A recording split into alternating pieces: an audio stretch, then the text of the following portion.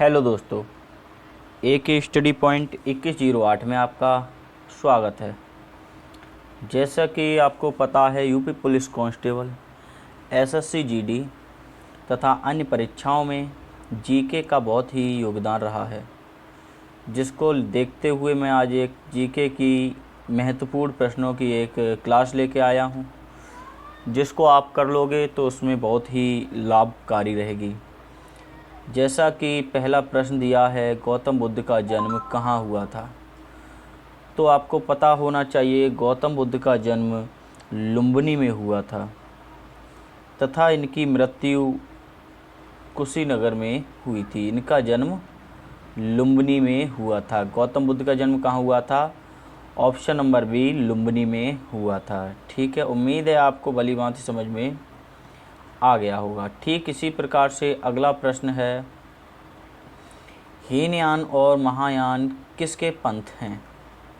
तो आपको पता होना चाहिए, महात्मा बुद्ध की मृत्यु के बाद बौद्ध धर्म दो पंथों में बट गया, यानी हीनयान और महायान। जहाँ हीनयान बुद्ध की मूल शिक्षा पर अनुसरण करते थे, वहीं महायान मूर्ति पूजा में विश्वास रखते थे। अर्थात हीनयान और महायान बौद्ध धर्म के ही दो पंथ हैं। ठीक है, उम्मीद है आपको भली भांति समझ में आ गया होगा।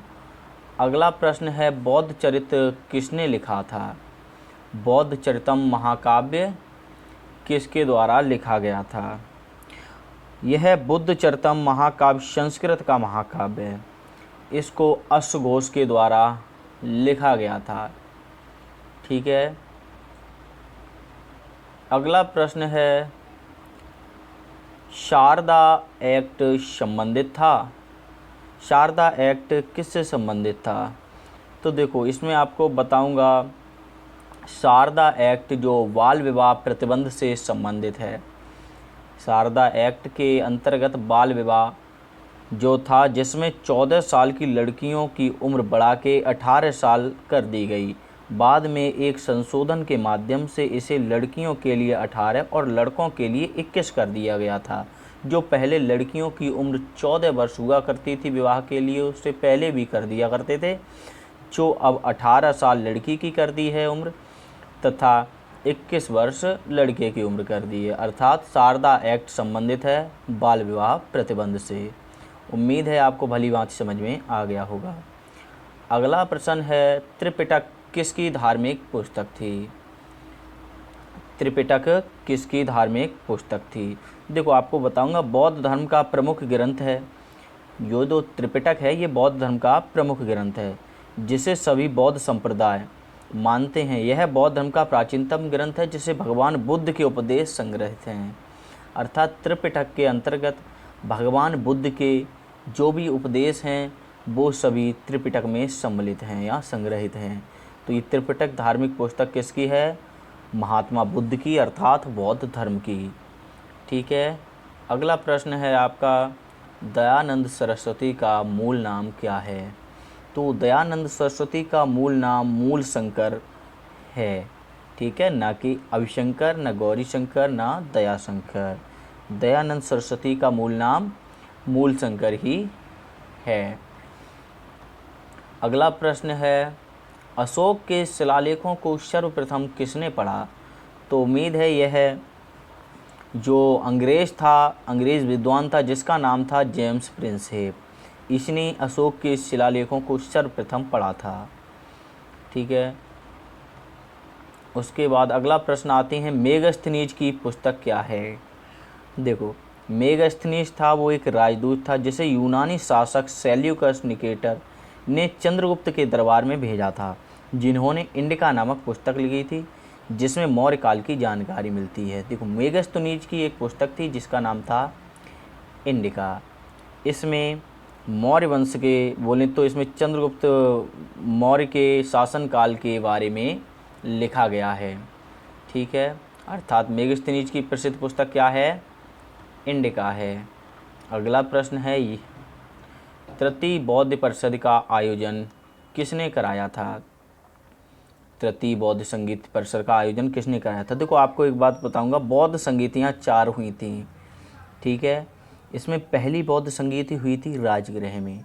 ऊपर भी मैंने पिछली वीडियो मैंने बताया था, ए के याद कर लो। ए के का अर्थ होता है ए से अजातशत्रु, के से कालाशोक, के फिर ए से अशोक, उसके बाद के से कनिष्क। देखो पहली बौद्ध संगीति राजगृह में हुई थी अजातशत्रु के शासनकाल में। उसके बाद द्वितीय बौद्ध संगीति वैशाली में हुई थी कालाशोक के संबंध में। उसके बाद तृतीय बौद्ध संगीति पाटलिपुत्र में हुई थी अशोक के समकक्ष में, तथा चतुर्थ बौद्ध संगीति कुंडलवन अर्थात कश्मीर में हुई थी कनिष्क के संबंध में। तो इसमें पूछा है तृतीय बौद्ध परिषद का आयोजन किसने कराया था? तो आपको बताया अजातशत्रु, कालाशोक, अशोक और उसके बाद कनिष्क। तो तृतीय बौद्ध संगीति अशोक के शासनकाल में हुई थी। उम्मीद है आपको भली भांति समझ में आ रहा होगा, ठीक है। अगला प्रश्न है कौटिल्य का अर्थशास्त्र हमें क्या बताता है? देखो कौटिल्य का अर्थशास्त्र है वो मुझे राजनीति के बारे में बताता है, अर्थात कौटिल्य का अर्थशास्त्र हमें राजनीतिक नीतियों के बारे में बताता है। कौटिल्य के अन्य नाम हैं, कौटिल्य को विष्णुगुप्त भी कहते हैं और चाणक्य भी कहते हैं, यह कौटिल्य के ही नाम हैं, ठीक है। अगला प्रश्न है प्रसिद्ध पुस्तक मेघदूत के लेखक कौन हैं? देखो मेघदूत के लेखक हैं महाकवि कालिदास। इनकी अन्य पुस्तक भी हैं जैसे अभिज्ञान शाकुंतलम, मेघदूत और रघुवंशम, ठीक है। तो प्रसिद्ध पुस्तक मेघदूत के लेखक कौन हैं? महाकवि कालिदास जी, ठीक है। अगला प्रश्न है चंद्रगुप्त मौर्य का पुत्र कौन था? चंद्रगुप्त मौर्य का पुत्र था बिंदुसार, ठीक है। चंद्रगुप्त मौर्य का पुत्र था बिंदुसार तथा बिंदुसार का पुत्र था अशोक, ठीक है। ये चीज़ ध्यान में आपको रखना है। चंद्रगुप्त मौर्य का पुत्र बिंदुसार था तथा बिंदुसार का पुत्र था ये अशोक, ठीक है। ये चीज़ आपको भली भांति याद रखना है। उसके बाद आ जाएंगे अगला, चाणक्य का एक अन्य नाम क्या है? तो मैंने अभी आपको बताया चाणक्य के अन्य नाम विष्णुगुप्त भी कहते हैं चाणक्य को तथा कौटिल्य भी कहते हैं, ठीक है।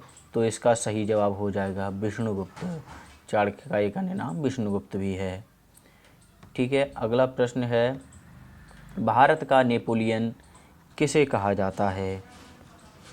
ठीक है, भारत का नेपोलियन हम समुद्रगुप्त को कहते हैं क्योंकि इन्होंने अपने राज्य को साम्राज्य में बदल दिया था, अर्थात इसीलिए इनको भारत का नेपोलियन कहा जाता है समुद्रगुप्त को, ठीक है। अगला प्रश्न होता हुआ है ये भारतीय इतिहास का स्वर्ण युग किसे कहा जाता है? ठीक है, भारतीय इतिहास का स्वर्ण युग, गुप्त काल को भारतीय इतिहास का स्वर्ण युग माना जाता है।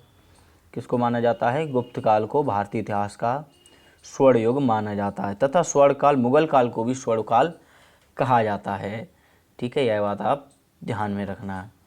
उम्मीद है आपको भली भांति समझ में आ रहा होगा। अगला प्रश्न है पाल वंश का पहला राजा कौन था? तो पाल वंश का पहला राजा गोपाल पाल हो जाएगा। पाल वंश का संस्थापक बोले या पहला राजा गोपाल हो जाएगा, ठीक है। उम्मीद है आपको भली भांति समझ में आ रहा होगा। उसके बाद अगला प्रश्न है सती प्रथा का अंत किस गवर्नर ने किया था? सती प्रथा का अंत, देखो सती प्रथा महिलाओं पर हो रहे अत्याचार के खिलाफ ब्रह्म समाज के संस्थापक का नाम था राजा राम मोहन राय। जो राजा राम मोहन राय ने ब्रह्म समाज की स्थापना की थी तथा उस समय वो गवर्नर जनरल थे लॉर्ड विलियम बेंटिक। उनकी अंग्रेज गवर्नर जनरल था लॉर्ड विलियम बेंटिक, जिनकी सहायता लेकर के राजा राम मोहन राय ने सती प्रथा का अंत किया था। अर्थात सती प्रथा का अंत किस गवर्नर जनरल ने किया था?